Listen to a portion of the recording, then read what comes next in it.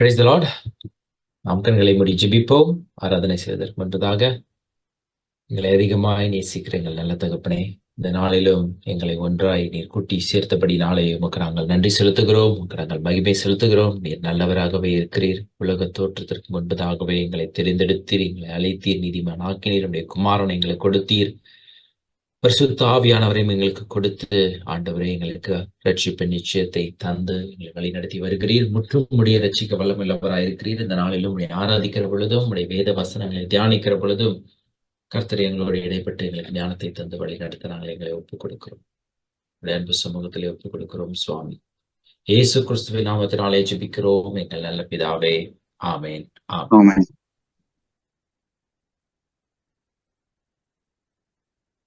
Praise the Lord, then bro. Okay. அன்பே கல்வாரி அன்பே, உம்மை பார்க்கையிலே என் உள்ளம் உடையுதையா.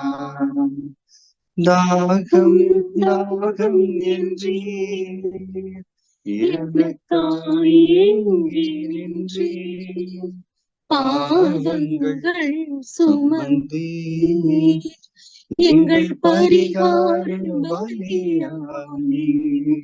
அன்பே கல்வாரி அன்பே, உம்மை பார்க்கையிலே என் உள்ளம் உடையுதையா.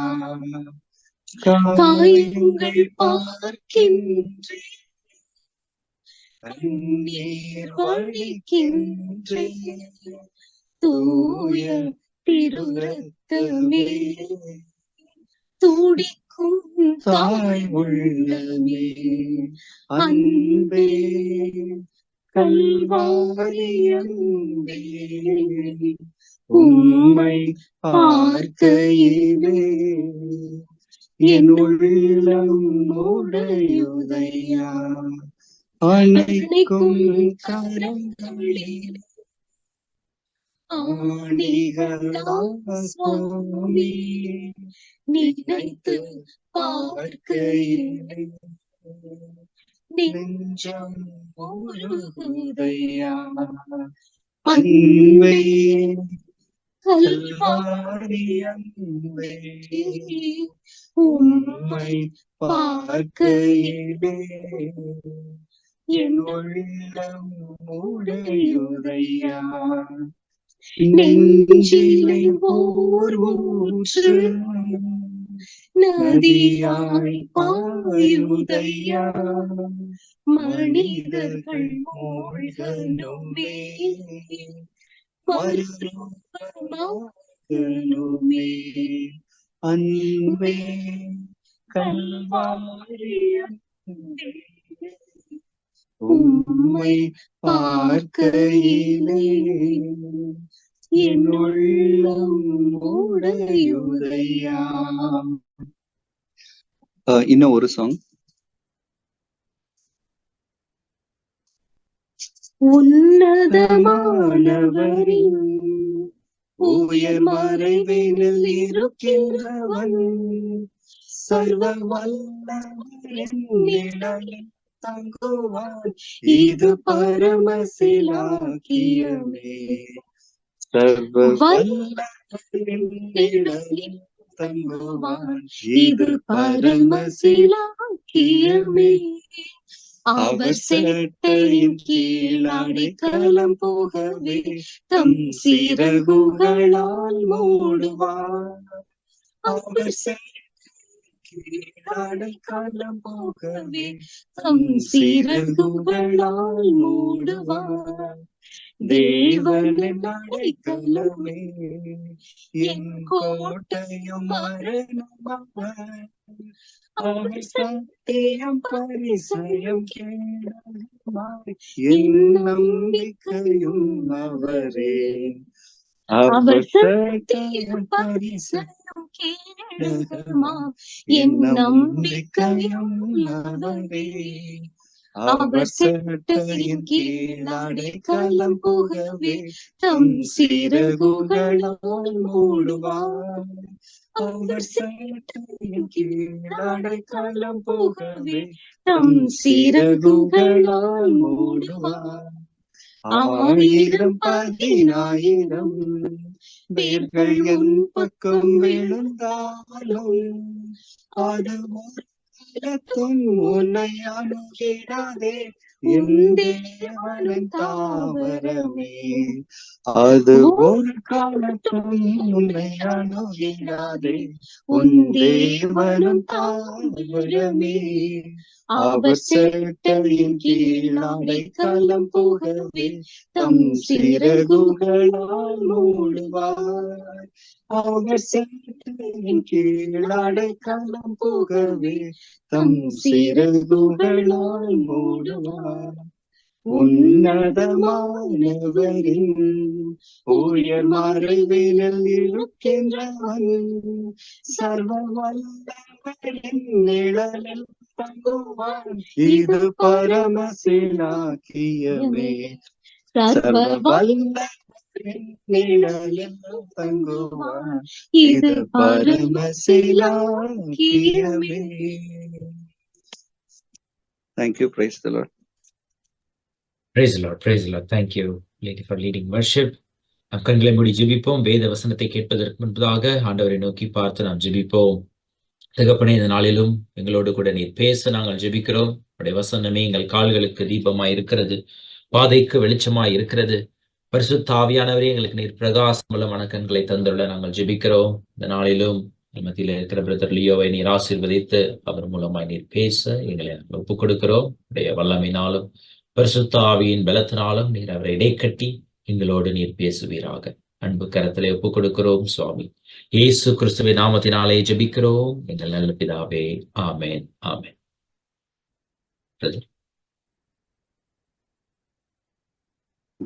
Praise Lord, brother. Praise the Lord.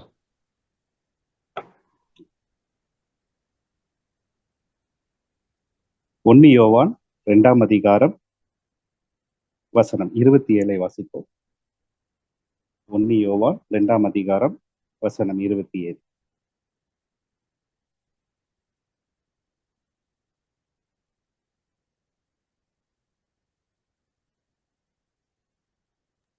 நீங்கள் அவராலே பெற்ற அபிஷேகம் உங்களில் நிலைத்திருக்கிறது, ஒருவரும் உங்களுக்கு போதிக்க வேண்டுவதில்லை. அந்த அபிஷேகம் சகலத்தையும் குறித்து உங்களுக்கு போதிக்கிறது. அது சத்தியமாய் இருக்கிறது, பொய் அல்ல. அது உங்களுக்கு போதித்தபடியே அவரில் நிலைத்திருப்பீர்களாக. போதும் பிரதர். கர்த்தருடைய பரிசுத்த நாமத்திற்கு மகிமை உண்டாவதாக. நீங்கள் அவராலே பெற்ற அபிஷேகம் உங்களில் நிலைத்திருக்கிறது, ஒருவரும் உங்களுக்கு போதிக்க வேண்டுவதில்லை. அந்த அபிஷேகம் சகலத்தை குறித்து உங்களுக்கு போதிக்கிறது, அது சத்தியமாயிருக்கிறது, பொய் அல்ல. அது உங்களுக்கு போதித்தபடியே அவரில் நிலைத்திருப்பீர்களாக. இந்த வசனத்துல ஒருவரும் உங்களுக்கு போதிக்க வேண்டுவதில்லை அப்படின்ற வார்த்தையும் அடுத்தது கடைசியா பார்க்கும்போது அது உங்களுக்கு போதித்தபடியே அவரில் நிலைத்திருப்பீர்களாக. இதை குறிச்சுதான் நம்ம பார்க்க போறோம். பழைய ஏற்பாடு காலத்துல தீர்க்கதரிசிகள் மூலமா ஆண்டவர் ஒவ்வொரு ஜனங்கள்டையும் தன்னுடைய வார்த்தையை வெளிப்படுத்தி கொண்டிருந்தார். அது நமக்கு தெரியும். புதிய ஏற்பாடு காலத்துல மாம்சமான யாவர் மேலும் அவருடைய ஆவியை ஊற்றினார் என்று யோவேல்ல வாசிக்கிறோம், அப்போஸ்தலரையும் வாசிக்கிறோம், எபிரேயர் 1:1 வாசிக்கிறோம். பூர்வ காலத்துல தீர்க்கதரிசிகள் மூலமாக திருவுளம் பற்றின தேவன், அந்த வசனத்தை வாசிப்போம். இந்த கடைசி காலத்துல குமாரன் மூலமாக திருவுளம் பற்றுகிறார். எபிரேயர் 1ஆம் அதிகாரம் 1வது வசனத்தை வாசிப்போம். பூர்வ காலங்களில் பங்கு பங்காகவும் வகை வகையாகவும் தீர்க்கதரிசிகள் மூலமாய் பிதாக்களுக்கு திருவுளம் பற்றின தேவன் இந்த கடைசி நாட்களில் குமாரன் மூலமாய் நமக்கு திருவுளம் பற்றினார். இவரை சர்வத்துக்கும் சுதந்திரவாளியாக நியமித்தார். இவரை கொண்டு உலகங்களையும் உண்டாக்கினார். அப்ப இந்த கடைசி காலத்துல குமாரன் மூலமாக தேவன் திருவுளம் பற்றுகிறார் என்று பார்க்கிறோம். அதனால்தான் யோவான் 1ஆம் அதிகாரத்துல வாசிக்கிறோம். யோவான் 1:32-33 வாசிங்க. யோவான் 1ஆம் அதிகாரம் வசனம் 32, 33.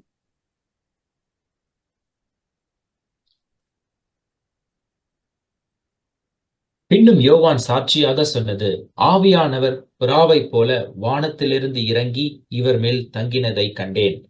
நானும் இவரை அறியாதிருந்தேன். ஆனாலும் ஜலத்தினால் ஞானஸ்தானம் கொடுக்கும்படி என்னை அனுப்பினவர், ஆவியானவர் இறங்கி யார் மேல் தங்குவதை நீ காண்பாயோ, அவரே பரிசுத்த ஆவியினால் ஞானஸ்தானம் கொடுக்கிறவர் என்று எனக்கு சொல்லியிருந்தார். போதும் பிரதர். அவரே பரிசுத்த ஆவியினால் ஞானஸ்தானம் கொடுக்கிறவர். அது நம்ம ஏசையால அதை முன்பதாகவே தீர்க்க தரிசனமா சொல்லியிருக்கிற வசனத்தை நான் வாசித்தேன்.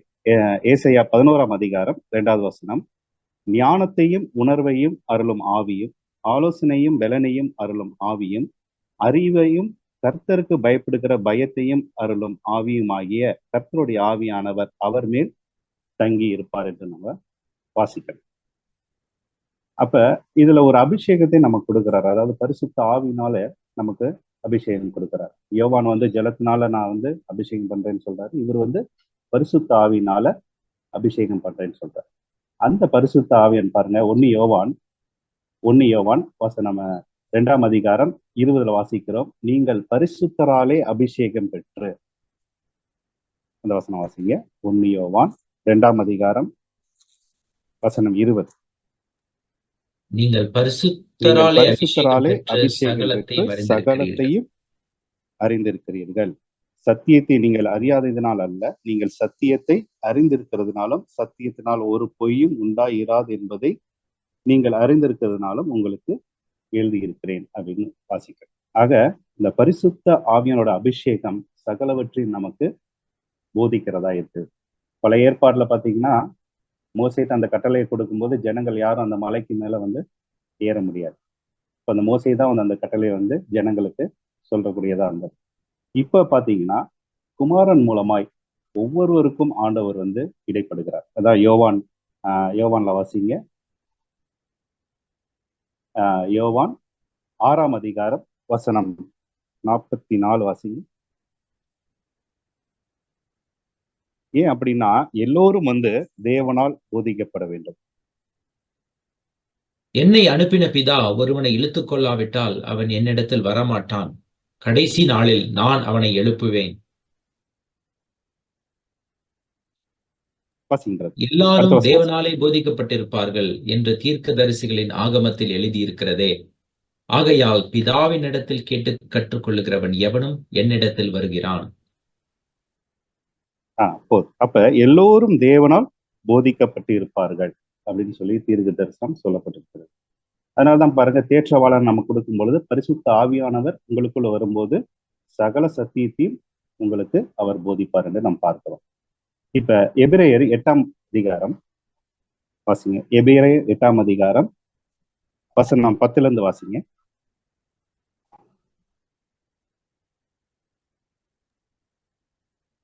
எபிரேயர் 8 வசனம் 10 13 அந்த நாட்களுக்கு பின்பு நான் இஸ்ரவேல் குடும்பத்தாரோடே பண்ணும் உடன்படிக்கையாவது, என்னுடைய பிரமாணங்களை அவர்களுடைய மனதிலே வைத்து அவர்களுடைய இருதயங்களில் அவைகளை எழுதுவேன். நான் அவர்கள் தேவனாய் இருப்பேன், அவர்கள் என் ஜனமாய் இருப்பார்கள். அப்பொழுது சிறியவன் முதற்கொண்டு பெரியவன் வரைக்கும் எல்லாரும் என்னை அறிவார்கள். ஆகையால் கர்த்தரை அறிந்து கொள் என்று ஒருவன் தன் அயலானுக்கும் ஒருவன் தன் சகோதரனுக்கும் போதிக்க வேண்டியதில்லை. ஏனெனில் நான் அவர்கள் அநியாயங்களை கிருபையாய் மன்னித்து அவர்கள் பாவங்களையும் அக்கிரமங்களையும் இனி நினையாமல் இருப்பேன் என்று கர்த்தர் சொல்லுகிறார். புது உடன்படிக்கை என்று அவர் சொல்லுகிறதுனாலே முந்தினதை பழைமையாக்கினார். பழைமையானதும் நாள்பட்டதுமாய் இருக்கிறது, உருவழிந்து போக காலம் சமீபித்திருக்கிறது. போதும். இப்ப இதுல வாசிக்கிறோம், 11 வாசிக்கிறோம். அப்பொழுது சிறியவன் முதற்கொண்டு என்னை அறிவார்கள். ஆகையால் கர்த்தரை அறிந்து கொள் என்று ஒருவன் தன் அயலானுக்கும் ஒருவன் தன் சகோதரனுக்கும் போதிக்க வேண்டுவதில்லை. அடுத்த வசனம் ரொம்ப முக்கியம். ஏனெனில் நான் அவர்கள் அநியாயங்களை கிருபையாய் மன்னித்து அவர்கள் பாவங்களையும் அக்கிரமங்களையும் இனி நினையாமல் இருப்பேன் என்று கர்த்தர் சொல்லுகிறார். பழைய ஏற்பாடு காலத்துல பார்க்கும்போது ஆசாரியர் தன்னுடைய பாவத்திற்காகவும் பின்பு ஜனங்களுடைய பாவத்திற்காகவும் பலி செலுத்துகிற ஒரு முறை இருந்தது. அதை வந்து பாருங்க, ஆண்டவர் ஒரே பலியினால அதை வந்து மாற்றியிருக்கிறார். அதே எபிரேயர் 7ஆம் அதிகாரம் வசனம் 27 வாசிப்போம்.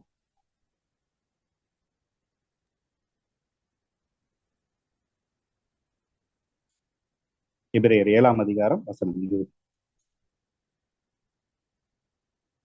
அவர் பிரதான ஆசாரியர்களைப் போல முன்பு சொந்த பாவங்களுக்காகவும் பின்பு ஜனங்களுடைய பாவங்களுக்காகவும் நாடோறும் பலியிட வேண்டுவதில்லை. ஏனெனில் தம்மை தாமே பலியிட்டதினாலே இதை ஒரே தரம் செய்து முடித்தார். போதும். அப்ப அவர் நம்மளுடைய பாவங்களை மன்னிப்பதற்காக அவர் பலியிடப்பட்டிருக்கிறார். ஆகவே வந்து அதான் எபிரேயர் 4:14 வாசிக்கிறோம். ஆதலால் நாம் இரக்கத்தை பெறவும் ஏற்ற சமயத்தில் சகாயம் செய்யும் கிருபை அடையவும் தைரியமாய் கிருபாசன தண்டையில வந்து சேர கடவோம் அப்படின்பாரு. இப்ப வந்து நமக்கு இடையில யாரும் இல்லை, நேராவே நம்ம வந்து தேவனை அணுக முடியும். அதான் 1 தீமோத்தேயு 2:4 வாசிக்கிறோம். 1 தீமோத்தேயு வாசிங்க. 1 தீமோத்தேயு 2:4 வரைக்கும் வாசிங்க. எல்லா மனுஷரும் ரட்சிக்கப்படவும் சத்தியத்தை அறிகிற அறிவை அடையவும் அவர் சுத்தமுள்ளவராயிருக்கிறார். தேவன் ஒருவரே, தேவனுக்கும் மனுஷருக்கும் மத்தியஸ்தரும் ஒருவரே, எல்லாரையும் மீட்கும் பொருளாக தம்மை ஒப்பு கொடுத்த மனுஷனாகிய கிறிஸ்து இயேசு அவரே. இதற்குரிய சாட்சி ஏற்ற காலங்களில் விளங்கி வருகிறது. போதும் பிரதர். அப்ப வந்து எல்லா மனுஷரும் ரட்சிக்கப்படவும் சத்தியத்தை அறியவும் அவர் சித்தமுள்ளவராயிருக்கிறார். தேவன் ஒருவரே, தேவனுக்கும் மனுஷருக்கும் மத்தியஸ்தர் ஒருவரே என்று பார்க்கிறோம். எல்லோரையும் மீட்கும் பொருளாக தம்மை ஒப்பு கொடுத்த மனுஷனாகிய கிறிஸ்து இயேசு அவரே. அப்ப இனி வந்து தேவனுக்கும் மனிதர்களுக்கும் இடையில் ஒரு நபர் இல்லை. மத்தியஸ்தர் வந்து இப்ப ஒருவரே, ஆண்டவர் ஒருவர் தான் நமக்கு மத்தியஸ்தர். அதனாலதான் ஆண்டவர் சொல்லும்போது என்ன சொல்றார், ஒருவரும் உங்களுக்கு போதிக்க வேண்டுவதில்லைன்னு சொல்றார். அவராலே நமக்கு பெற்ற அந்த அபிஷேகம் சகலவற்றின் குறித்து நமக்கு போதிக்கிறது. ஏன் இப்படி சொல்றாரு பாருங்க, மறுபடியும் அந்த வசனத்துக்கு வாங்க. 1 யோவான் 2ஆம் அதிகாரம் 27 மறுபடியும் வாசிப்போம்.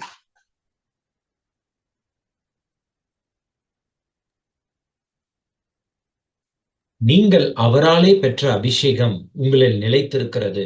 ஒருவரும் உங்களுக்கு போதிக்க வேண்டுவதில்லை. அந்த அபிஷேகம் சகலத்தையும் குறித்து உங்களுக்கு போதிக்கிறது. அது சத்தியமாய் இருக்கிறது. ஓகே, ஒருவரும் உங்களுக்கு போதிக்க வேண்டுவதில்லை, அதோட வச்சுப்போம். அதே மாதிரி இப்ப வாசனை எபிரேயர் 8லயும் சொல்றாரு, அப்பொழுது சிறியவன் முதற்கொண்டு பெரியவன் வரைக்கும் எல்லோரும் என்னை அறிவார்கள். ஆகையால் கர்த்தரை அறிந்து கொள் என்று ஒருவன் தன் அயலானுக்கும் ஒருவன் தன் சகோதரனுக்கும் போதிக்க வேண்டுவதில்லை என்று சொல்றாரு. அதே மத்தேயு 23:8 தன்னுடைய சீசர்களை நோக்கி சொல்றாரு, நீங்கள் ரபி என்றும் போதகர்கள் என்றும் அழைக்கப்படாதிருங்கள் அப்படின்னு சொல்றாரு. மத்தேயு 23 வசனம் 8 வாசிங்க. நீங்களோ ரபி என்று அழைக்கப்படாதிருங்கள், கிறிஸ்து ஒருவரே உங்களுக்கு போதகராய் இருக்கிறார். நீங்கள் எல்லாரும் சகோதரராய் இருக்கிறீர்கள். பூமியிலே ஒருவனையும் உங்கள் பிதா என்று சொல்லாதிருங்கள். பரலோகத்தில் இருக்கிற ஒருவரே உங்களுக்கு பிதாவாய் இருக்கிறார். நீங்கள் குருக்கள் என்று அழைக்கப்படாதிருங்கள். கிறிஸ்து ஒருவரே உங்களுக்கு குருவாய் இருக்கிறார். உங்களில் பெரியவனாய் இருக்கிறவன் உங்களுக்கு ஊழியக்காரனாய் இருக்கிறான். ஓகே, அப்ப தன்னுடைய ஊழியக்காரரை பார்த்தீங்க என்ன சொல்றாருன்னா, நீங்கள் ரபி என்றும் போதகர் என்றும் அழைக்கப்படாதிருங்கள், கிறிஸ்து ஒருவரே உங்களுக்கு போதகர் என்று சொல்றார். அப்ப ஆண்டவர் என்ன சொல்ல வர்றார், அப்ப வந்து போதிக்க கூடாது, போதகர் கிடையாது அப்படின்னு சொல்றாரா அப்படின்னு பார்த்தோம்னா நிச்சயமா அப்படி கிடையாது. ஏன்னா அப்படி சொல்லியிருப்பாரு. ஆனால் எபிரேயர் 4:13 வாசிக்கிறோம். எபிரேயர் 4:13 வாசிங்க. சபையின் பக்தி விருத்திக்காக அவர் சிலரை தீர்க்கதரிசியாகவும் சுவிசேஷகராகவும், அந்த வசனம் வாசிங்க.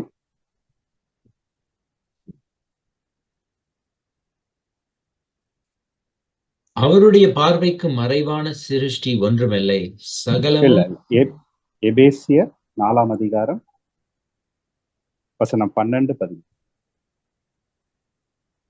பரிசுத்தவான்கள் சீர்பொருந்தும் பொருட்டு சுவிசேஷ ஊழியத்தின் வேலைக்காகவும் கிறிஸ்துவின் சரீரமாகிய சபையானது பக்தி விருத்தி அடைவதற்காகவும் அவர் சிலரை அப்போஸ்தலராகவும் சிலரை தீர்க்க தரிசிகளாகவும் சிலரை சுவிசேஷகராகவும் சிலரை மேய்ப்பராகவும் போதகராகவும் ஏற்படுத்தினார். போதும். அதே 1 கொரிந்தியர் 12 வாசிக்கிறோம். தேவனானவர் 1 கொரிந்தியர் 12 வாசிக்கிறோம். தேவனானவர் முதலாவது சபையிலே அப்போஸ்தலரை, பின்பு தீர்க்கதரிசிகள், பின்பு சுவிசேஷர், மேய்ப்பர் அப்படி ஏற்படுத்தினார் என்று அங்கேயும் நாம் வாசிக்கிறோம். அப்ப ஆண்டவர் இவர்களை எல்லாம் எதற்காக ஏற்படுத்தியிருக்கிறார் என்றால் வசனத்தை நமக்கு போதிப்பதற்காக தான். ஆனால் ஆண்டவர் ஏன் அந்த இடத்துல அப்படி சொல்றாரு அப்படின்னு சொன்னா அதை குறித்து தான் இப்ப நம்ம பார்க்க போறோம். மத்தேயு எடுங்க, மத்தேயு 23ஆம் அதிகாரம்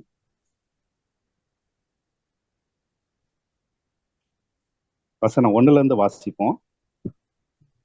பின்பு இயேசு ஜனங்களையும் தம்முடைய சீஷர்களையும் நோக்கி, வேத பாரகரும் ஒரே ஒரு நிமிஷம் போதும் பிரதர், ஒரு நிமிஷம். பின்பு இது ரொம்ப முக்கியம். பின்பு இயேசு ஃபர்ஸ்ட் யார? ஜனங்களை நோக்கியும் தம்முடைய சீஷர்களை நோக்கியும், சீஷர்கள்னா அப்போஸ்தலர்கள், அவர்களை நோக்கியும். வாசிங்க, அப்படியே தொடர்ந்து வாசிங்க. வேத பாரகரும் பரிசேயரும் மோசேயினுடைய ஆசனத்தில் உட்கார்ந்திருக்கிறார்கள். ஆகையால் நீங்கள் கைக்கொள்ளும்படி அவர்கள் உங்களுக்கு சொல்லுகிற யாவையும் கைக்கொண்டு செய்யுங்கள். அவர்கள் செய்கையின் படியோ செய்யாதிருங்கள், ஏனெனில் அவர்கள் சொல்லுகிறார்கள், சொல்லியும் செய்யாதிருக்கிறார்கள். சுமப்பதற்கரிய பாரமான சுமைகளை கட்டி மனுஷர் தோள்களின் மேல் சுமத்துகிறார்கள். தாங்களோ ஒரு விரலினாலும் அவைகளை தொடமாட்டார்கள். தங்கள் கிரியைகளை எல்லாம் மனுஷர் காண வேண்டுமென்று செய்கிறார்கள். தங்கள் காப்பு நாடாக்களை அகலமாக்கி, தங்கள் வஸ்திரங்களின் தொங்கல்களை பெரிதாக்கி, விருந்துகளில் முதன்மையான இடங்களையும் ஜெப ஆலயங்களில் முதன்மையான ஆசனங்களையும் சந்தை வெளிகளில் வந்தனங்களையும் மனுஷரால் ரபி ரபி என்று அழைக்கப்படுவதையும் விரும்புகிறார்கள்.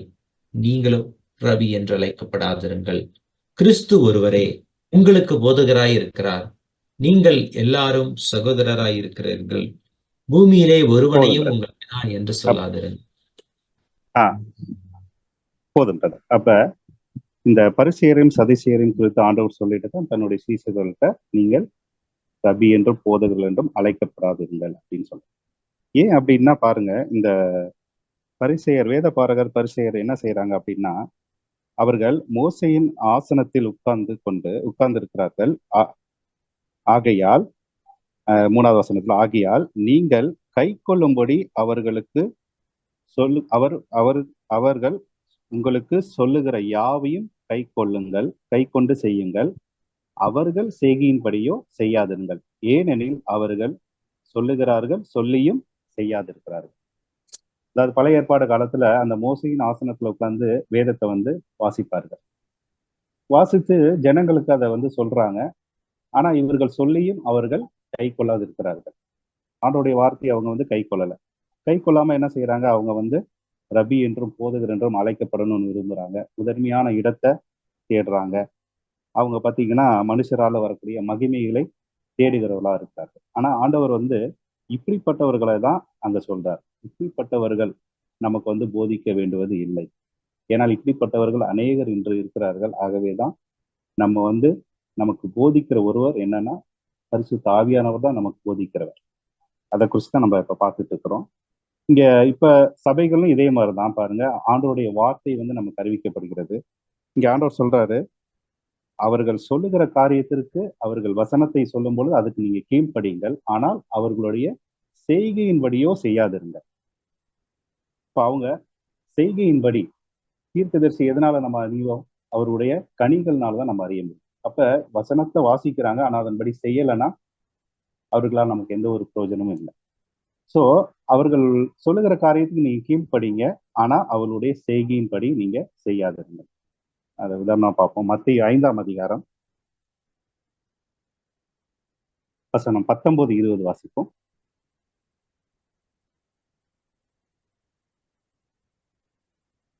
ஆகையால் இந்த கற்பனைகள் எல்லாவற்றிலும் சிறியதானதொன்றையாகிலும் மீறி அவ்விதமாய் மனுஷருக்கு போதிக்கிறவன் பரலோக ராஜ்யத்தில் எல்லாரிலும் சிறியவன் என்று எண்ணப்படுவான். இவைகளை கைக்கொண்டு போதிக்கிறவனோ பரலோக ராஜ்யத்தில் பெரியவன் எண்ணப்படுவான். வேத பாரகர் பரிசேயர்கள் என்பவர்களுடைய நீதியிலும் உங்கள் நீதி அதிகமாய் இராவிட்டால் பரலோக ராஜ்யத்தில் பிரவேசிக்க மாட்டீர்கள் என்று உங்களுக்கு சொல்லுகிறேன். போதும் பிரதர். அப்ப இங்க ஆண்டவர் என்ன சொல்ல வர்றாருன்னா, கற்பனைகளை கை கொண்டு போதிக்கிறவர்கள் பரலோகத்தில் பெரியவர்களா இருப்பார்கள். கற்பனைகளை கை கொள்ளாமல் போதிக்கிறவர்கள் பரலோகத்திலே சிறியவர்களாய் இருக்கிறார். 20வது வசனத்துல வாசிக்கிறோம், வேத பாரகர் பரிசேயர் என்பவர்களுடைய நீதியிலும் உங்கள் நீதி வந்து அதிகமாய் இராவிட்டால் நீங்களும் பரலோக ராஜ்யத்துல பிரவேசிக்க மாட்டீர்கள் என்று சொல்றார். இந்த வசனத்துல நம்ம நல்லா புரிஞ்சு கொள்ள முடியும். இப்ப நமக்கு ஒருவர் போதிக்கிறாங்கன்னா அவர்களை காட்டிலும் நம்ம வந்து நீதி உள்ளவர்களா நம்ம எப்படி இருக்க முடியும்? அவர்களை காட்டிலும் எப்படி நம்ம நீதி உள்ளவர்களா இருக்க முடியும்? ஏன் அப்படின்னு சொன்னா, அந்த முதல் வாசிச்சோம்ல, அந்த வசனத்துக்கு 1 யோவான் 2ஆம் அதிகாரம் வசனம் 26 வாசிங்க. 1 யோவான் 2ஆம் அதிகாரம் வசனம் 26. உங்களை வஞ்சிக்கிறவர்களை குறித்து இவைகளை உங்களுக்கு எழுதுகிறேன். போதும் நீங்கள் அதே மத்திய போதும். உங்களை வஞ்சிக்கிறவர்களை குறித்து இவைகளை உங்களுக்கு எழுதுகிறேன்னு சொல்லிட்டு தான் அந்த வசனத்தை சொல்றாரு. மத்திய 24ல சீஷர்கள் கேட்கிறார்கள், உங்களுடைய வருகைக்கும் உலகத்தின் முடிவுக்கும் என்ன அடையாளம் அப்படின்னு கேட்கும்போது, அங்க முதலே சொல்லும் போது, ஒருவரும் உங்களை வஞ்சியாதபடிக்கு எச்சரிக்கையா இருங்கள், ஏனென்றால் என்னுடைய நாமத்தை தரித்து கொண்டு அநேகர் வந்து உங்களை வஞ்சிப்பார்கள் என்று ஆண்டவர் முன்குறித்தே சொல்லக்கூடிய காரியத்தை பார்ப்போம். அப்ப இன்று போதகர் என்று அவர்கள் இருந்தாலும் அவர்கள் தேவனுடைய வார்த்தையை நமக்கு போதிப்பதில்லை. அதை கை கொண்டு நமக்கு அதை வந்து எடுத்து சொல்லுவதில்லை. அதனாலதான் இவங்கெல்லாம் பாருங்க, தங்களை வந்து பெரியவர்களாக காண்பித்துக் கொள்கிறார்கள். சந்தை வெளிகளை அந்த இடத்துலலாம் இவங்க வந்து விருந்துகள்ல இவங்கெல்லாம் முதன்மையான இடத்தை தேர்றாங்க. ஆனா இவங்க தங்களுக்குள் இருக்கிற இயேசுவை தான் பெரியவர்கள் என்று காண்பிக்க வேண்டும். ஆனால் இவர்கள் சுயமாய் தங்களுடைய சுய மகிமைக்காக இவர்கள் வந்து செயல்படுகிறதை நாம் பார்க்கிறோம். பாருங்க, யோவான் 13ல சொல்றாரு தன்னுடைய சீஷர்களுக்கு, அதனாலதான் நீங்க இப்படி இருக்கக்கூடாது, நீங்க இப்படி இருக்குன்னு சொல்லி சீஷர்களுக்கு ஆண்டவர் வந்து ஆரம்பத்துல இருந்தே சொல்லிட்டு வர்றாரு. யோவான் 13ஆம் அதிகாரம் வசனம் 13-16 வரைக்கும். நீங்கள் என்னை போதகர் என்றும் ஆண்டவர் என்றும் சொல்லுகிறீர்கள். நீங்கள் சொல்லுகிறது சரியே, நான் அவர்தான். ஆண்டவரும் போதகருமாகிய நானே உங்கள் கால்களை கழுவினதுண்டானால் நீங்களும் ஒருவருடைய கால்களை ஒருவர் கழுவ கடவீர்கள். நான் உங்களுக்கு செய்தது போல நீங்களும் செய்யும்படிக்கு உங்களுக்கு மாதிரியை காண்பித்தேன். மெய்யாகவே மெய்யாகவே நான் உங்களுக்கு சொல்லுகிறேன், ஊழியக்காரன் தன் எஜமானிலும் பெரியவன் அல்ல, அப்படிப்பட்ட அனுப்பப்பட்டவன் தன்னை அனுப்பினவரிலும் பெரியவன் அல்ல. நீங்கள் இவைகளை அறிந்திருக்கிறபடியால் இவைகளை செய்வீர்களானால் பாக்கியவான்களாயிருப்பீர்கள்.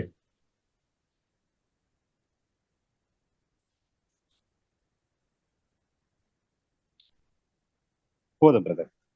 அப்ப இங்க என்ன சொல்றாரு? இயேசு அவர்களை நோக்கி, நான் என்னை அனுப்பினவருடைய சித்தத்தின்படி, மன்னிக்கவும், ஆண்டவரும் போதகருமாகிய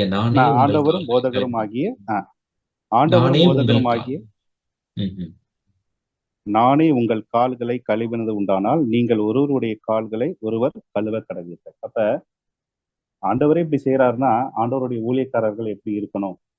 ஆனா இவர்கள் வந்து என்ன செய்யறாங்கன்னா, இவர்கள் வந்து விசுவாசிகள் இடத்துல இவர்கள் வந்து மகிமையை வந்து எதிர்பார்க்கிறார்கள். அவர்கள் நமக்கு பணிவடை செய்ய வேண்டும் என்று எதிர்பார்க்கிறார். ஆகவேதான் மார்க்ல சொல்றார் ஆண்டவர், நான் ஊழியம் கொள்ளும்படி வராமல் ஊழியம் செய்யும்படி வந்தேன்னு சொல்றார். வாசிங்க, மார்க் 10ஆம் அதிகாரம் வசனம் 43 வாசிங்க.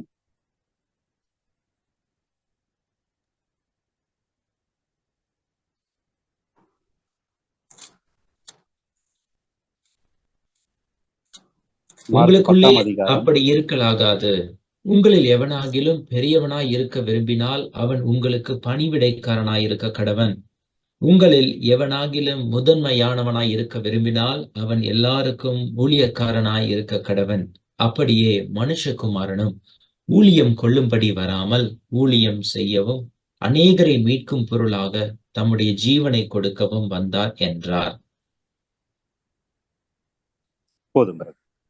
அப்ப இங்க ஒரு சம்பவம் நடக்குது. என்னன்னா, 2 சீஷர்கள் வந்து ஆண்டவர் இடத்துல வந்து கேட்கிறாங்க, நாங்க உங்கள்ட்ட இடத்துல ஒண்ணு கேட்கிறோம், அது எங்களுக்கு செய்யணும்ட்டு. என்னன்னா, மகிமையில உங்களுடைய வலது பாரிசத்துல ஒருவரும் உங்களுடைய இடது பாரிசத்துல ஒருவரும் நாங்க இருக்கணும் அப்படின்னு சொல்றாரு. வசனம் 37 வாசிச்சா இருக்கு. நான் அப்படியே சொல்லிடுறேன்.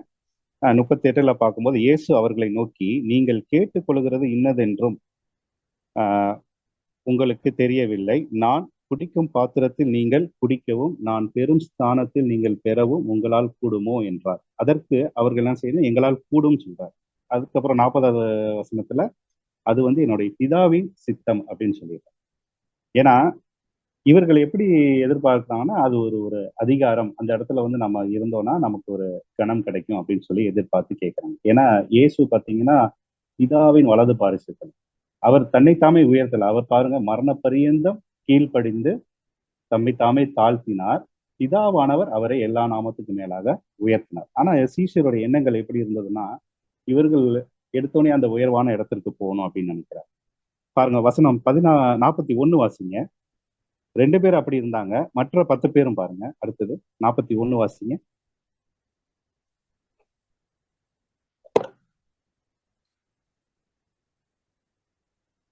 மார்க் 10ஆம் அதிகாரம் வசனம் 41.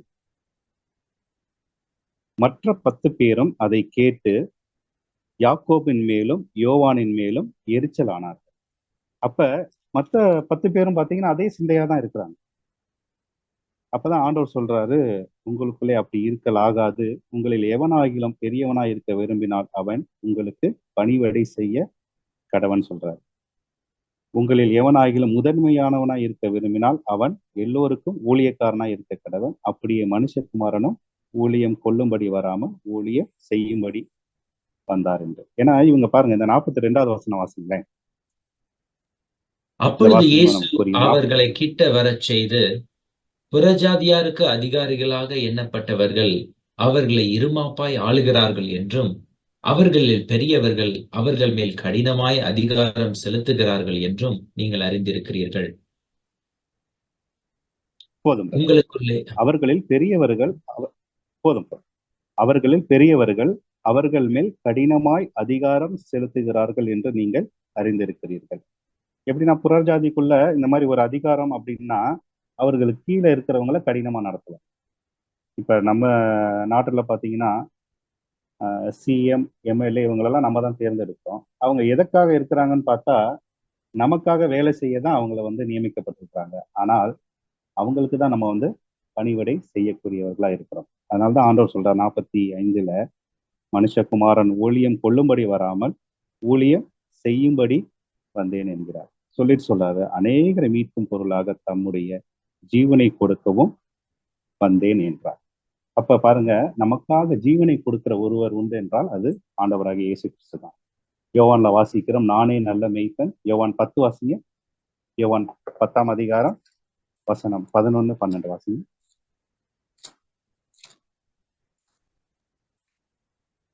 நானே நல்ல மேய்ப்பன். நல்ல மேய்ப்பன் ஆடுகளுக்காக தன் ஜீவனை கொடுக்கிறான். மேய்ப்பனாய் இராதவனும் ஆடுகள் தனக்கு சொந்தமல்லாதவனுமாய் கூலியான் ஓனாய் வருகிறதை கண்டு ஆடுகளை விட்டு ஓடி போகிறான். அப்பொழுது ஓனாய் ஆடுகளை பீறி அவைகளை சிதறடிக்கும்.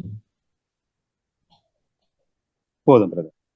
அப்ப நானே நல்ல மேய்ப்பன், நல்ல மேய்ப்பன் ஆடுகளுக்காக தன் ஜீவனை கொடுக்கிறார். அப்ப மெய்ப்பன் அல்லாதவன் என்ன செய்யறான் அப்படின்னா, ஓனாய் வரும்போது தன்னுடைய ஆடுகளை விட்டுட்டு ஓடக்கூடியவனா இருக்கிறான்.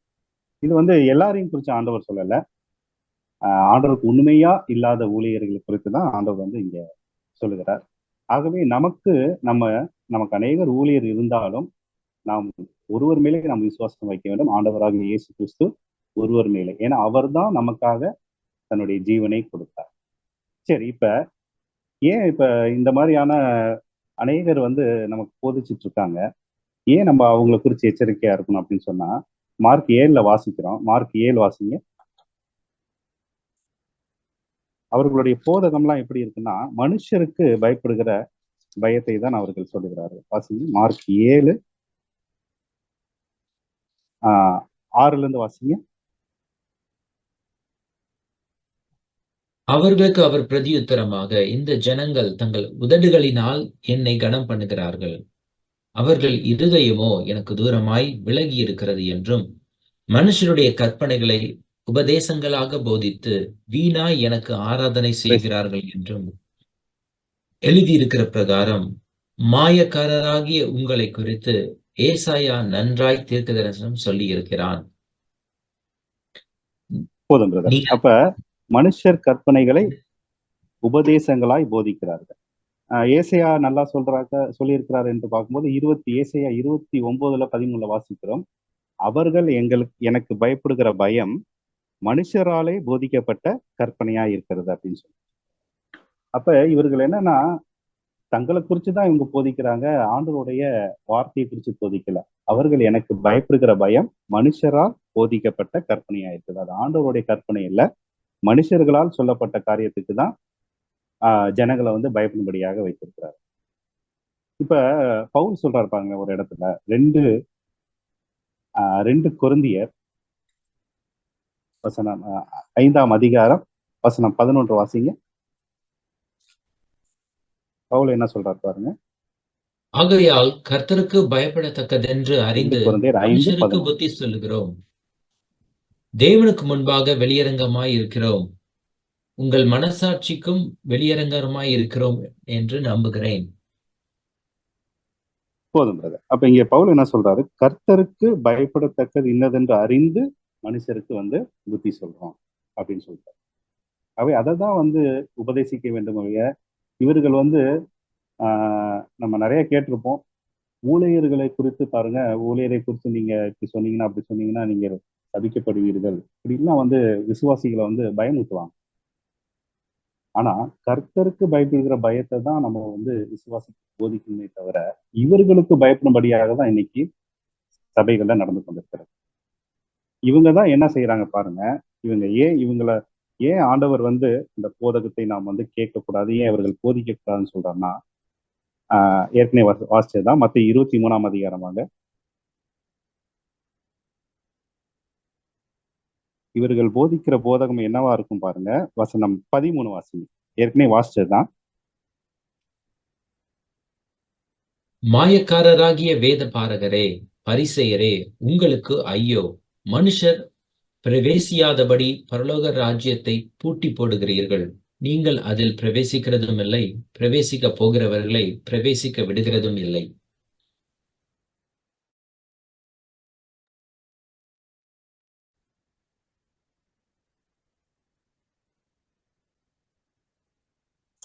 மாயக்காரராகிய வேத பாரகரே, பரிசேயரே, உங்களுக்கு ஐயோ! பார்வைக்காக நீண்ட ஜெபம் பண்ணி விதவைகளின் வீடுகளை பட்சித்து போடுகிறீர்கள். இது நிமித்தம் அதிக ஆக்கினையை அடைவீர்கள். போதும் பிரதர். வசனம் 13 தான், சரியா கேட்கல, ஒரு மாதிரி ஸ்டெக் ஆகிட்டே இருக்கு.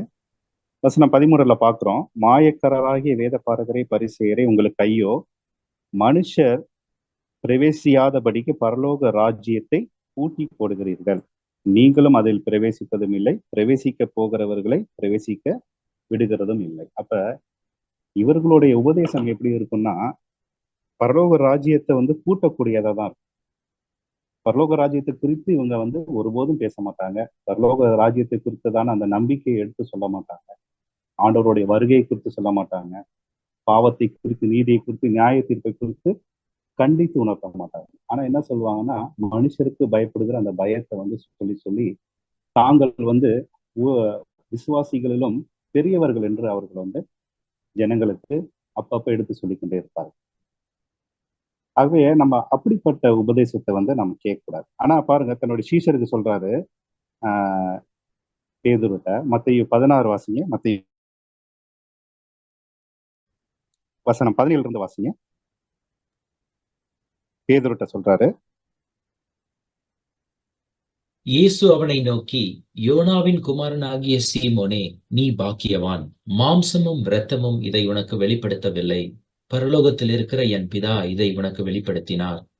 மேலும் நான் உனக்கு சொல்கிறேன், நீ பேதுருவாய் இருக்கிறாய், இந்த கல்லின் மேல் என் சபையை கட்டுவேன், பாதாளத்தின் வாசல்கள் அதை மேற்கொள்வதில்லை.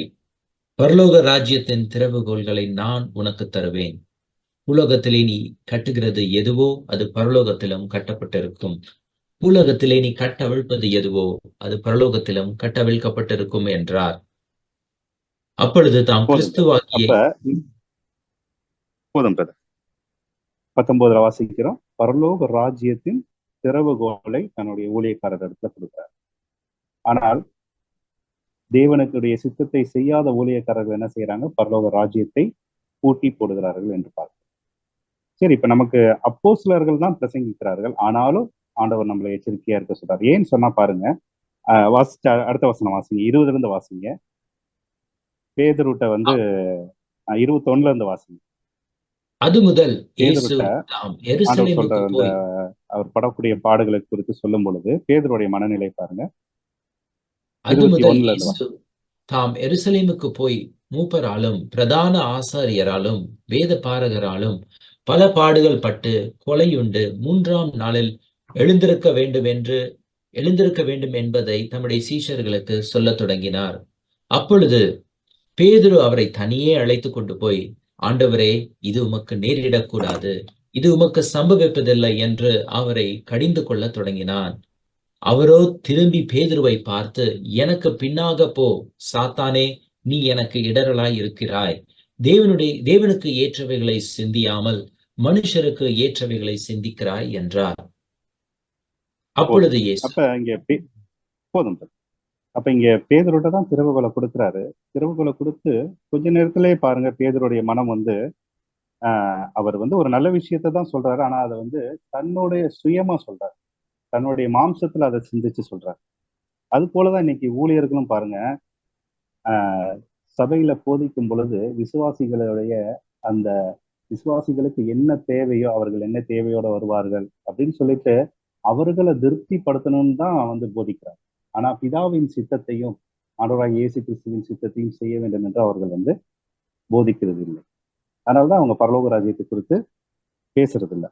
இப்ப இங்க வந்து பேதுருட்ட வந்து ஆண்டவர் வந்து இந்த திறவுகளை கொடுக்கிறார், உடனே வந்து மாறுறார். பேதுரு தான் பாருங்க அப்போஸ்தலர். கொரிந்தியர்ல வாசிச்சோம், தேவனான கர்த்தர் சபையிலே முதலாவது அப்போஸ்தலரை ஏற்படுத்தினார் அப்படின்னு நான் பார்க்கிறேன். தீர்க்கதரிசிகள் அப்போஸ்தலரை ஏற்படுத்தினார் என்று பார்க்கிறேன். ஆனால் அப்போஸ்தலரும் பாருங்க இப்படி திடீர்னு ஒரு தடுமாறக்கூடிய சூழ்நிலை. ஆகவேதான் அப்போஸ்தலர் 17:11 நம்ம வாசிக்கிறோம். வாசிங்க.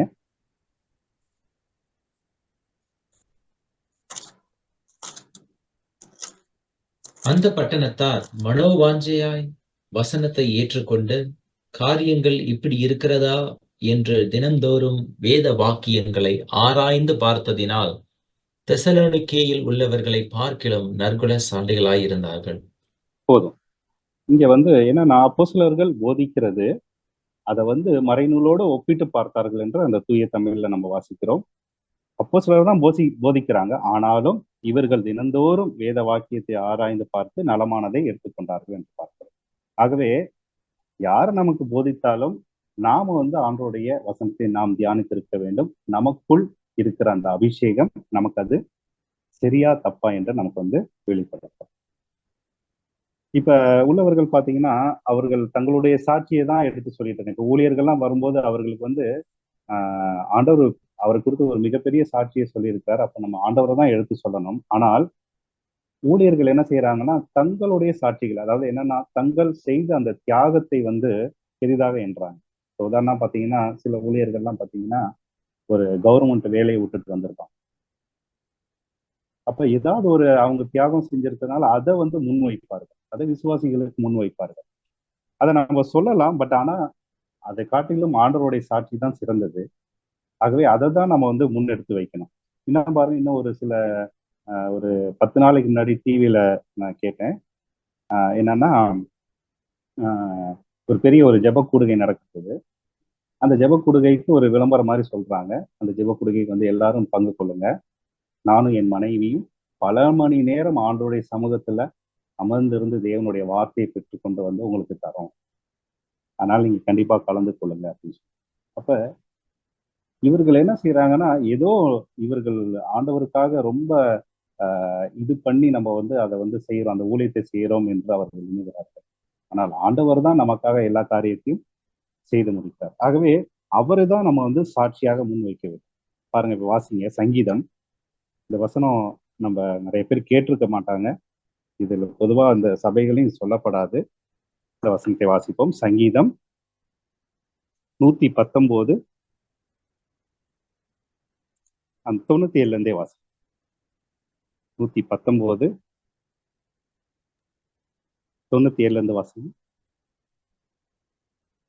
உமது வேதத்தில் நான் எவ்வளவு பிரியமாயிருக்கிறேன். நாள் முழுதும் அது என் தியானம்.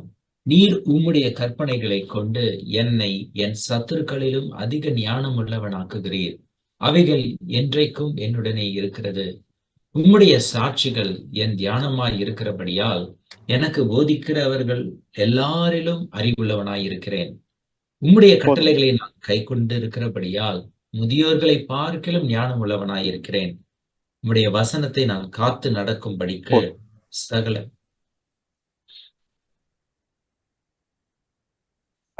போதும் 99ல உங்களுடைய சாட்சிகள் என் தியானமா இருக்கிறபடியால் எனக்கு போதித்த எல்லாரிலும் நான் அறிவுள்ளவனா இருக்கிறேன் அப்படின்னு சொல்றாரு.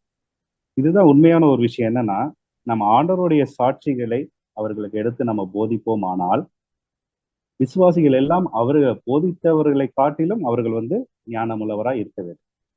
அதுதானே உண்மை. இப்போ ஒரு கிரிக்கெட் டீம் இருக்குன்னா அதுக்கு ஒரு கோச்சர் இருப்பாங்க. இந்த கோச்சர் அந்த கிரிக்கெட் அவர்களுக்கு அந்த கிரிக்கெட்டை சொல்லிக் கொடுக்கும் பொழுது அவர்களை காட்டிலும் இவர்கள் நல்லா விளையாண்டாதான் அவர் நல்லா சொல்லி கொடுத்தார் என்றது அர்த்தமாகும். ஆனால் இங்க சபைகள்ல பார்க்கும்போது அதை விரும்புறது இல்லை. அவங்களை காட்டிலும் கொஞ்சம் அதிகமா இருந்தாங்கன்னா அவங்கள அந்த போதகர் கடிந்து கொள்கிறத நம்ம இன்னைக்கு நிறைய சபையில பார்க்க முடிகிறது. ஆகவே ஆண்டவரை நம்ம சாட்சியாக முன்னிறுத்தி வைத்தோம். ஆனால் நமக்கு போதிக்கிற எல்லாரிலும் நாம் அறிவுள்ளவனாய் இருப்போம் என்று பார்க்கிறோம். அடுத்த வசனம் 100ல வாசிக்கிறோம். உம்முடைய கட்டளைகளை நாங்கள் கை கொண்டு இருக்கிறபடியால் முதியவர்களை பார்க்கிலும் ஞானம் உள்ளவனாய் இருக்கிறோம். பாருங்க, இயேசு கிறிஸ்து கூட ஒரு இடத்த சொல்றாரு. யோவான் 14:12 வாசிங்க. யோவான் 14 அதிகாரம் வசனம் 12 வாசிங்க. மெய்யாகவே மெய்யாகவே நான் உங்களுக்கு சொல்லுகிறேன், நான் என் பிதாவின் இடத்திற்கு போகிறபடியால் என்னை விசுவாசிக்கிறவன் நான் செய்கிற கிரியைகளை தானும் செய்வான், இவைகளை பார்க்கிலும் பெரிய கிரியைகளை செய்வான். கர்த்தருடைய நாமத்துக்கு மகிமை உண்டாவதாக. இடத்துல ஆண்டவர் சொல்றாரு, நான் செய்த கிரியைகளையும் செய்வான், இதை காட்டிலும் பெரிதான கிரியைகளும் செய்வான் என்று ஆண்டவரே சொல்றாரு. ஆனா இன்று இந்த வார்த்தையை ஒரு போதகர் சொல்றதுக்கு தயங்கல. ஆகவேதான் நமக்கு போதிக்கிற ஒருவர் யார் என்றால் அது ஆண்டவராகிய இயேசு கிறிஸ்து ஒருவர் மாத்திரம்தான். அதே பாருங்க, அவர் நமக்கு போதித்தால்தான் நம்ம அவருடைய கட்டளைகளை நம்ம நிலைநிறுத்த முடியும். வாசனம் வாசிங்க. அதே சங்கீதம் 119ல 102 வாசிங்க.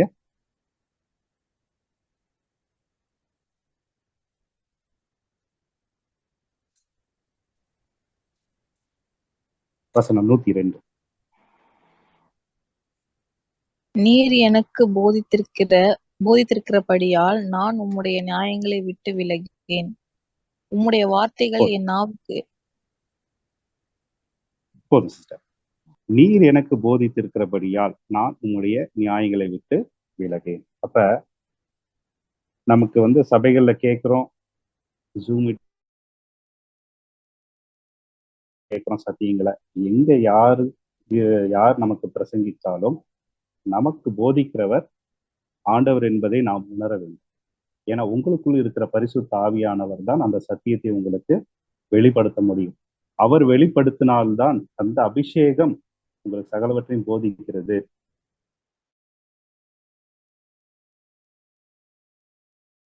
ஆகவேதான் பாருங்க, அவர் நமக்கு போதிக்கணும். அந்த போதத்துல நம்ம அவர் நமக்கு போதித்தாதான் அதுல நம்ம நிலைத்து நிற்க முடியும்.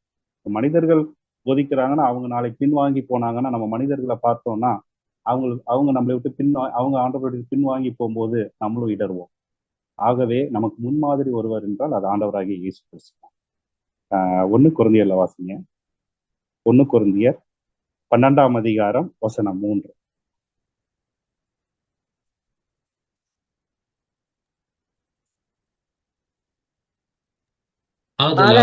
தேவனுடைய ஆவியினாலே பேசுகிற எவனும் இயேசுவை சபிக்கப்பட்டவன் என்று சொல்ல மாட்டான் என்றும், பரிசுத்த ஆவியினால் அன்றி இயேசுவை கர்த்தரென்று ஒருவரும் சொல்லக்கூடாதென்றும் உங்களுக்கு தெரிவிக்கிறேன். போதும் தெரியுமா? பரிசுத்த ஆவியினாலே அன்றி இயேசு கிறிஸ்துவை கர்த்தர் என்றும் ஒருவனும் சொல்லக்கூடாது என்று உங்களுக்கு தெரிவிக்கிறேன். இதை நம்ம எப்படி புரிஞ்சுக்கலாம்னா, உதாரணமா இப்ப நம்ம ரட்சிக்கப்படுவதற்கு முன்பதாக நமக்கு வந்து சுவிசேஷம் எப்படி அறிவிக்கப்பட்டிருக்குன்னா, நீங்க ஆண்டவர்கிட்ட வந்தா உங்களுக்கு எல்லா கஷ்டங்கள் எல்லாமே நீங்கும் அப்படின்னு சொல்லி போதிச்சிருப்பாங்க. ஆனால் அவர்கள் என்னைக்கு அந்த பாவத்தை குறித்து உணர்வடைந்து ஆண்டவரிடத்தில் அந்த பாவ மன்னிப்பை பெற்றுக் கொள்கிறார்களோ அன்னைக்குதான் அந்த பரிசுத்த ஆவியினால அபிஷேகம் பெற முடியும். அப்ப அந்த மன்னிப்பை உணர்ந்து இவர் கர்த்தர் என்று சொல்ல வேண்டும் என்று சொல்லப்படுது. அப்படி உணராமல் நம்ம சொல்லக்கூடிய காரியங்கள் வந்து அது வந்து ஆண்டவருக்கு மகிமையா இருக்காது. ஆகவே நம்ம உணர்ந்து ஆண்டவர் நம்மளுடைய பாவத்திற்காக அடிக்கப்பட்டிருக்கிறார், நம்மளுடைய பாவத்திற்காக பாடுபட்டிருக்கிறார் நம்ம சொல்லணும். அதனால்தான் இயேசு என்று பெயரிடுவாய், ஏனெனில் அவர்கள் ஜனங்களின் பாவங்களை நீக்கி அவர்களை ரட்சிப்பார் என்று நம்ம வாசிக்கிறோம், மத்தேயுல வாசிக்கிறோம். இங்க பாருங்க, பவுல் சொல்றாரு அதே கொரிந்தியர் 1ஆம் அதிகாரத்துல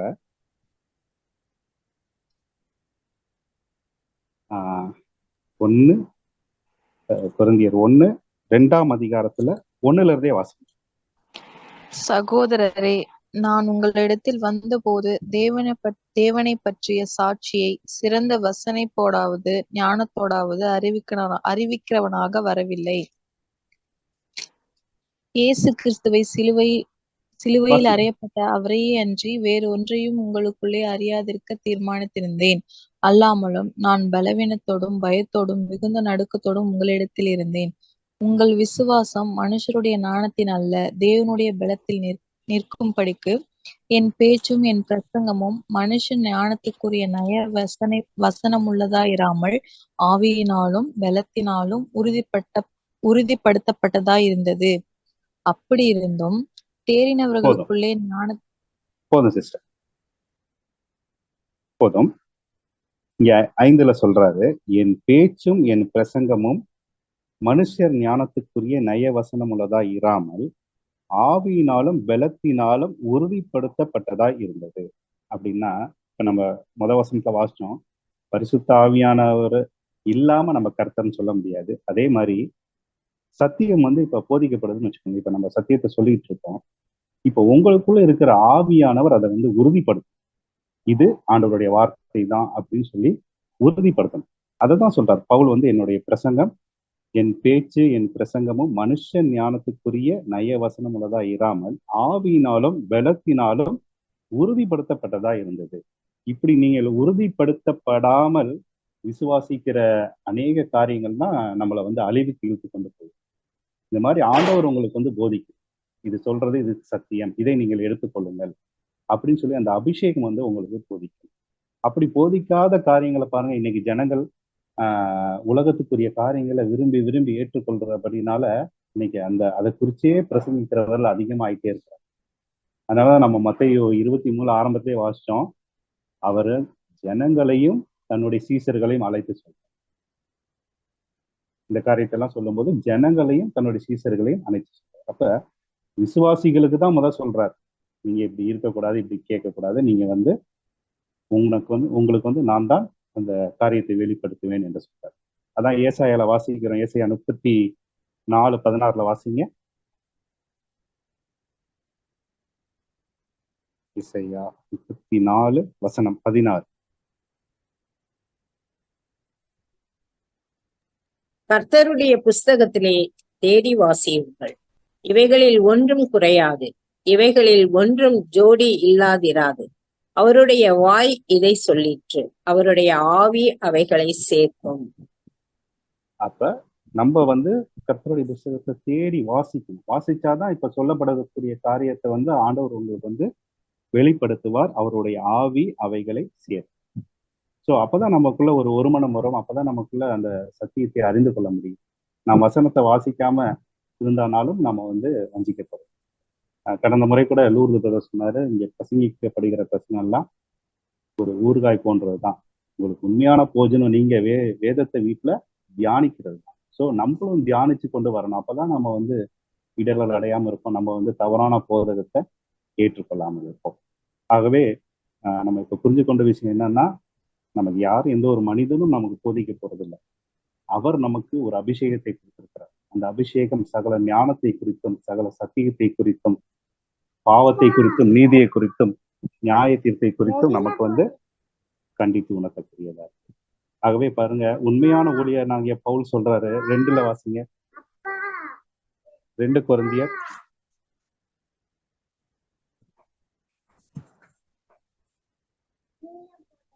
கொரிந்தியர் 3:5 வாசிங்க.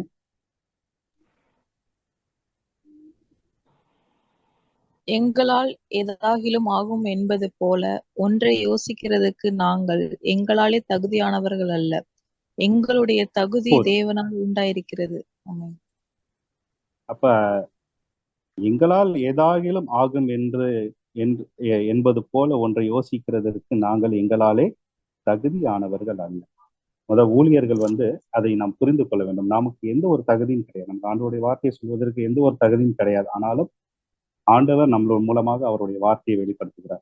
அதே 2 கொரிந்தியர் 4:5 சொல்றாரு, நாங்கள் எங்களையே பிரசங்கியாமல் கிறிஸ்து இயேசுவை கர்த்தர் என்றும் எங்களையோ இயேசுவின் நிமித்தம் உங்கள் ஊழியக்காரர் என்றும் பிரசங்கிக்கிறோம் என்று சொல்றார். கடைசியாக வாசிப்போம். லூக்கா 17ஆம் அதிகாரம் 10வது வசனத்தை வாசித்து நாம் முடிப்போம்.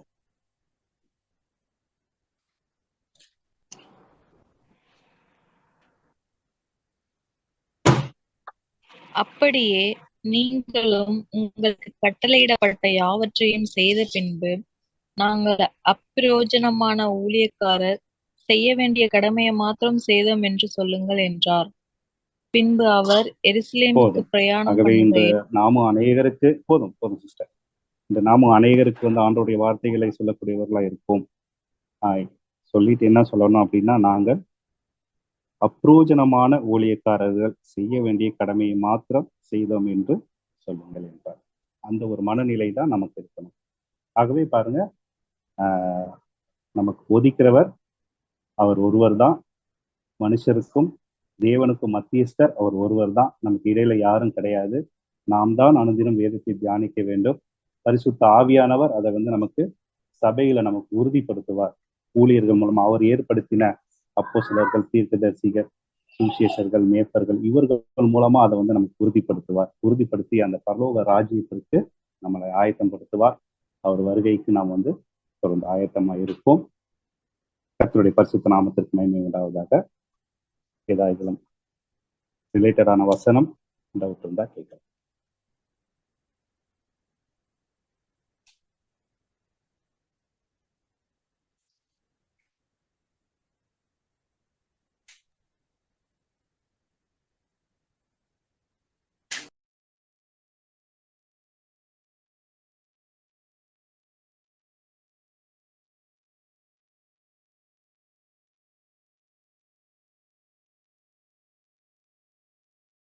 அருமையான வேத பகுதி இன்றைக்கு நாம் கேட்டோம். பாருங்களேன், இந்த உலகத்துல கடைசி நாட்களிலே அநேக தவறான போதனைகள் இருக்கிறதை நாம் பார்க்கிறோம். எல்லாரும் என்ன பண்ண ஆரம்பிச்சிட்டாங்கன்னா, சுவிசேஷத்தை விற்க ஆரம்பிச்சிட்டாங்க இல்லையா? அதான் பாத்தீங்கன்னா டிவியில பாக்குறதா இருந்தாலும் சரி, ஒண்ணு சுவிசேஷத்தை விற்கிறாங்க காசுக்காக, இல்லைன்னா தங்களை மகிமைப்படுத்திக் கொள்ளும்படி அவர்கள் போதிக்கிறார்கள். ஆனா அப்போஸ்தலனாகிய பவுல் என்ன சொல்றாரு பாருங்க, 1 கொரிந்தியர் 2ஆம் அதிகாரத்துல 2ஆம் வசனத்துல 1-2 வாசிக்கும் பொழுது, சகோதரரே, நான் உங்களிடத்தில் வந்தபோது தேவனை பற்றிய சாட்சியை சிறந்த வசனிப்போடாவது ஞானத்தோடாவது அறிவிக்கிறவனாக வரவில்லை. இயேசு கிறிஸ்துவை சிலுவையில் அறையப்பட்ட அவரை அன்றி வேறொன்றையும் உங்களுக்குள்ளே அறியாதிருக்க தீர்மானித்திருந்தேன். அல்லாமலும் நான் பலவீனத்தோடும் பயத்தோடும் மிகுந்த நடுக்கத்தோடும் உங்களிடத்தில் இருந்தேன் அப்படின்னு சொல்லி அப்போஸ்தலனாகிய பவுல் சொல்றாரு. சிலுவையில் அறையப்பட்ட இயேசு கிறிஸ்துவை ப்ரொஜெக்ட் பண்றதுதான் என்னன்னு பாத்தீங்கன்னா தேவனுடைய ஆவி. இதை குறித்து பாருங்க, யோவான் 4ஆம் அதிகாரத்துல கூட என்ன சொல்றாருன்னா, பிரியமானவர்களே, உலகத்தில் அநேக கள்ள தீர்க்கதரிசிகள் தோன்றி இருப்பதினால் நீங்கள் எல்லா ஆவிகளையும் நம்பாமல் அந்த ஆவிகள் தேவனால் உண்டானவைகளோ என்று சோதித்தறியுங்கள். தேவ ஆவியை நீங்கள் எதனால் அறியலாம் என்றால், மாம்சத்தில் வந்த இயேசு கிறிஸ்துவை அறிக்கை பண்ணுகிற எந்த ஆவியும் தேவனால் உண்டாயிருக்கிறது. அப்ப இயேசு கிறிஸ்துவை பற்றியும் அவர் செய்த காரியத்தை குறித்தும், கர்த்தர் என்னென்ன காரியங்களை செய்திருக்கிறார், நாம் என்னென்ன காரியங்களை செய்ய வேண்டும், அவருடைய வருகையை எதிர்நோக்கி இருக்கிறதான காரியங்கள், இவைகளை மையப்படுத்தியே இருக்குமானால் அது மாத்திரம்தான் தேவனால் அனுப்பப்பட்ட ஆவியினுடைய பிரதிபலிப்பு. மனிதனை பெரிதாக்கி காண்பிக்கிறதா இருந்தாலும் சரி, மனிதனுடைய கிரியைகள், மனிதர்கள் செய்கிற அச்சீவ்மெண்ட்ஸ், எதுவா இருந்தாலும் சரி, அது எல்லாமே பாருங்க தேவனால் உண்டானதா இருக்க முடியாது. சிலுவையில் அறையப்பட்ட அவரையே அன்றி, ஏன்னா பவுல் பாருங்க அவ்வளவு பெரிய நான் பரிசேயன், நான் யூதன் அப்படின்னு சொல்லி அவருக்கு மேன்மை பாராட்ட அநேகமா இருந்தாலும், அவர் என்ன பண்றாரு? சிலுவையை மாத்திரம் பிரசங்கிக்கிறார். ஆனா உலகத்தினுடைய களத்திற்கு தரிசிக்கலாம் என்ன பண்றாங்க? இயேசுவை கொஞ்சம் ஒரு சைடா யூஸ் பண்ணிக்கிறாங்க. இட்ஸ் ஆடட் பெனிஃபிட்டா தான் இயேசுவை யூஸ் பண்ணிக்கிறாங்க. இதெல்லாம் வாழ்க்கையில நடக்கணுமா? இயேசு உங்களுக்கு தேவை. இயேசு உங்களுக்கு தேவை அப்படின்றத ஃபர்ஸ்ட் சொல்ல மாட்டேங்க.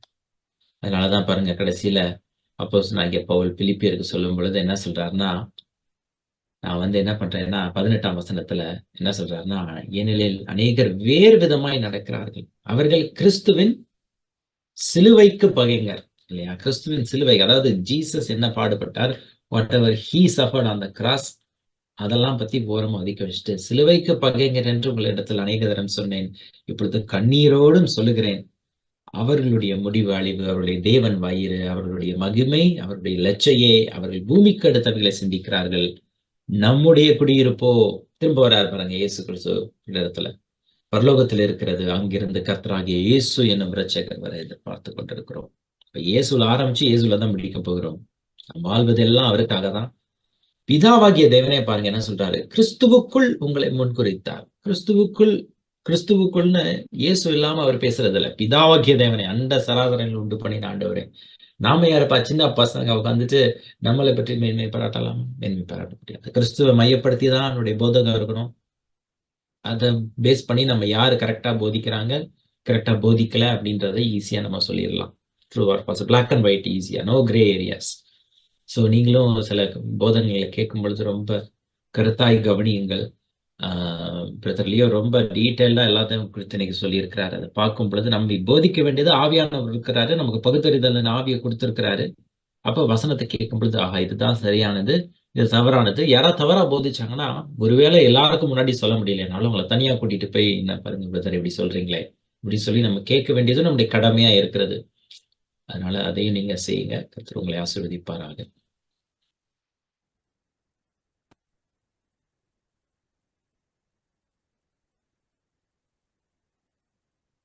வேற ஏதாவது வேத வசனங்களோ இல்ல கர்த்தர் உங்களோடு கூட பேசின காரியமோ இருக்குமானால் இந்த நேரத்துல நீங்க ஷேர் பண்ணுங்க.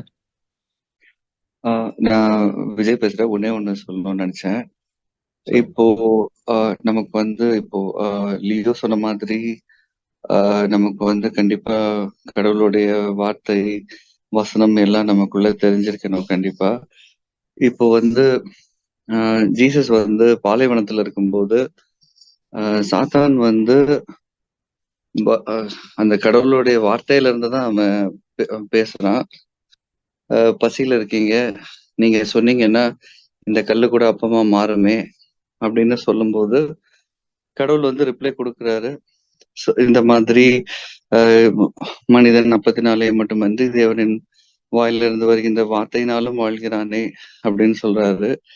அதே மாதிரி இந்த 3 இன்சிடென்ட்ல அவரு நமக்கு தெளிவா அந்த வசனம் தெரிஞ்சிருந்ததுன்னா, அதே மாதிரி ஆவியானவரோட தூண்டுதல் இருந்தால் கள்ள போதகம் அதே கடவுளுடைய வார்த்தையில இருந்து கள்ள போதகமா சொல்றத கூட நம்மளால அத பிரிச்சு பாக்குறதுக்கு நம்மளால முடியும். அதனால இந்த டெய்லி கடவுளுடைய வார்த்தையை தியானிக்கிறதுனால நம்ம இந்த மாதிரி ட்ராப்ல இருந்தாலும் தப்பிச்சிடலாம். ஆமென். Praise the Lord.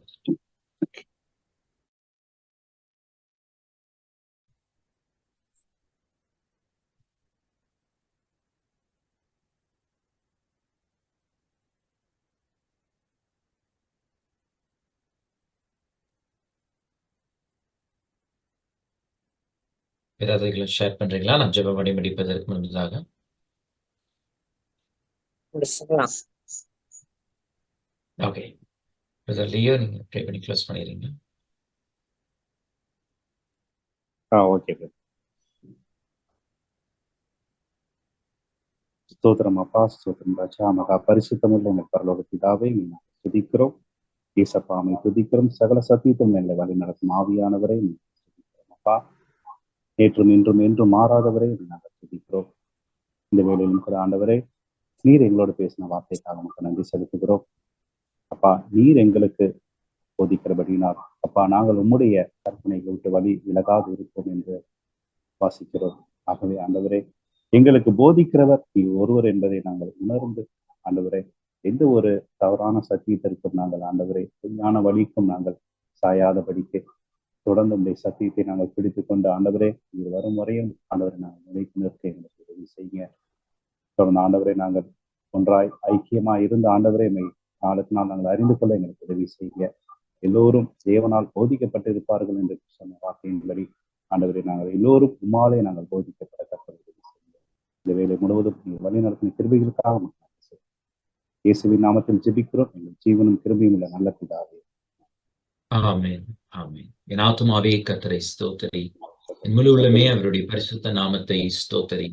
என் ஆத்துமாவே கர்த்தரை ஸ்தோத்திரி, கர்த்தர் செய்த சகல நன்மைகளை மறவாதே. ஆமென், ஆமென். God bless you all.